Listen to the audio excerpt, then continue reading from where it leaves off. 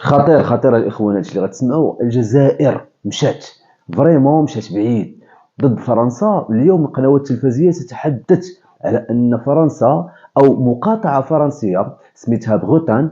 هاد المقاطعه هادي تيقولوا عليها باللي مقاطعه ما زالت او لا زالت مستعمره من طرف فرنسا. تخيلوا معايا، مشاو بعيد يعني ضد فرنسا اللي اعترفت بمغربيه الصحراء.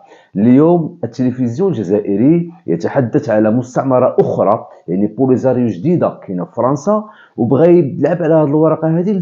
صراحه هي ورقه في صالح المغرب، لان اليوم فرنسا بعد هذا التحرش الكبير بالاراضي الفرنسيه، فرنسا مطالبه باش انها تجبد قضيه الصحراء الشرقيه. وانذاك يعني ربما الا جبدت وثائق اخرى ضد الجزائر في هذا الموضوع ديال تقسيم الجزائر وكيف انها اخذت اراضي من هنا ومن هنا، ربما ما غتبقى حتى حاجه في الجزائر.